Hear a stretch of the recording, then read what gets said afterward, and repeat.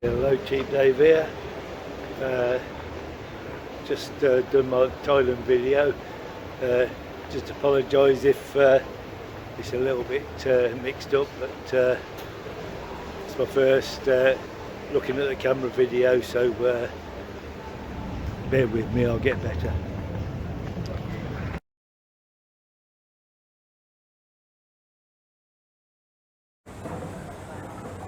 Hello, Cheap Dave here. This is going to be a blog of my experience of Thailand. I arrived the 11th of February and I've been in Thailand for 4 months. I've just left for Malaysia. So basically this is a blog about my thoughts on Thailand. So when I started this trip, I was 63 years old, 62 years old when I came to Thailand. I'm now 63. Yes, I've been planning to do this blogging and this travelling for quite a long time now. So my advice to you would be, if there's something you want to do it now before it's too late, because you'll only regret it somewhere down the line if you don't follow your heart, basically. First thing I'm going to go through is the immigration. First month was free entry, didn't have to get no visas. Second month I had to apply and pay a fee, and then the third and fourth month I applied together, also had to pay for that. So it took a long while filling out all the paperwork and photocopying stuff and whatever.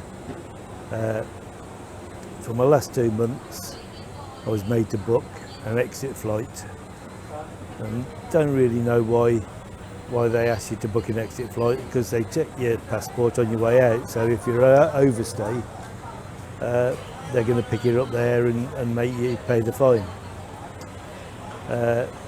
So basically they're kicking me out of Thailand, where I'd have probably stopped a couple more months. So not impressed with that. They really got to look at that. In Thailand, in total, the immigration was a negative for me, just a total pain. It's not the people that work at immigration, it's the people that decide the rules. So they need to change things. Now, the next thing I'm going to mention is the people. Everywhere I went they were lovely. Lots of smiles, couldn't do enough to help me, from the bar girls to hotel staff, taxis, buses. Everyone seemed to be helpful to me. Now, during my little journey I'd bumped into 2 lovely ladies in Koh Chang, and they ended up taking me up to their hometown of Ubon Ratchathani. Now, they stopped off at different places, places I'd have never seen. They sorted my hotel out for me, a nice cheap one which I like. Basically, the whole of the time I met them, I even went to their parents' farm, and they killed a duck for me for lunch. But that's in the videos if you want to go back. Everyone that I met, especially the girls' families and the friends and all that lot, they were fantastic with me and made me feel so welcome. I'll just run through my travel with you. I started with 5 nights in Bangkok, sorting out my 2 COVID tests and staying in these bloody Shah Plus hotels. Then I went to Pattaya for a couple of weeks, and then to John Tiem to update my visa and got my first month's visa. So after John Tiem I went to Rayong, and then just off Rayong is a little island called Koh Samet. I was only going to stop there a week, but it was so nice I stayed for a fortnight. From Koh Samet I went up to Chantaburi, Trat, and then I went to a place called Lemon Gob, where it was time to do my next visa. to get my 2 months. So after I'd sorted my visa out in Lemon Gob, I went to Koh Chang Island for about 3 weeks, I think it was, and then I did spend a few days in Koh Kood as well. And then I met up with these 2 beautiful ladies that looked after me, and we did a lot together on the island. And then they took me to their hometown of Ubon, Ratchathani. So during my time there, I visited loads of places that I'd have never ever seen, because they knew where to go.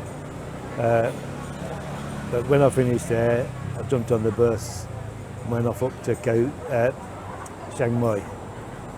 And I was there just for a few days, and I was going to work my way back down the country. So from from Chiang Mai, I went, let's have a look, I've got a little list of places. Chiang Mai, I went to Phis Sanalok, then Loy, then Udon Thani, then Kalasin, and then Royet. After a night in Royet, the girls drove up from Ubon and picked me up in Royet, and then the parents lived about 20 miles from there, so they took me to their parents' farm and had a great time there. I mean, Muddy's got a very big family, and they all made me feel so welcome. It was a pleasure to meet them, so I'd like to thank them as well, because they put me up for a couple of nights. Just like to say thank you to them. So after that, I went back to Ubon Thani with the girls for a week before having to leave Thailand and come here to Kuala Lumpur, Malaysia. I'd like to thank the girls because they did so much for me, and I've seen so much with them. They're 2 lovely ladies. So now we'll talk about the weather. It's very, very, very hot and humid at the moment. Even walking makes you sweat. I'm getting used to it a little bit, but still sweating. Good idea to drink loads of liquid, water, milkshakes, sugar drinks, and plenty of beer. So I've just had my dinner arrived, chicken fried rice with a bit of chilli. I'm going to bung a bit of chilli on it, and then I'll get back to this vlog. Right, so getting about the place. On the last week I booked a flight back from Ubon to Bangkok. The flight cost me £20.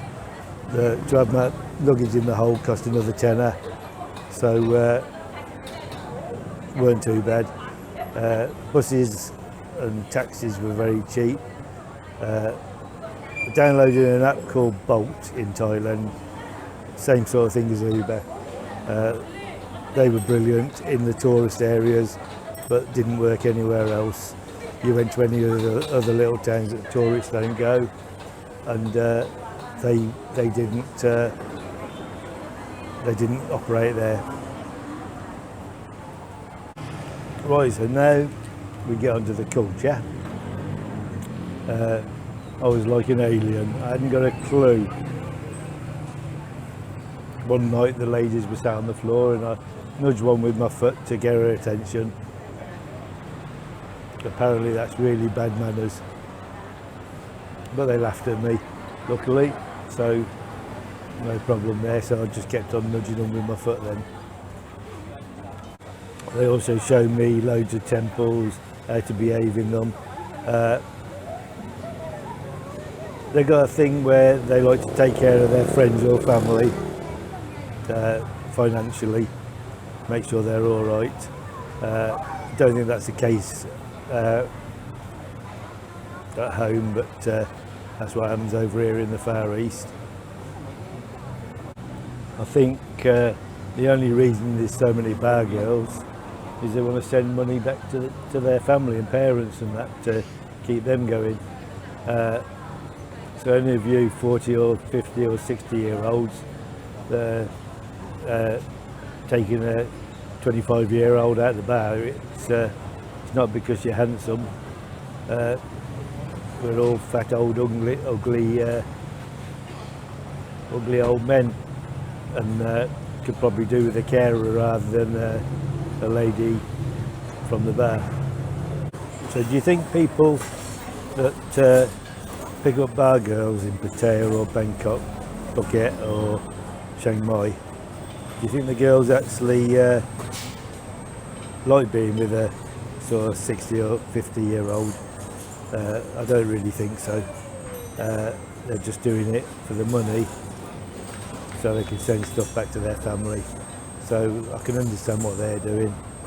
I can understand what the blokes are doing as well, but yeah, so you got blokes that can hardly walk, walking down the road with a 25, 30-year-old, and they're probably more in need of a carer than they are a bar girl. But another thing is the Thai language. I can't write or speak Thai.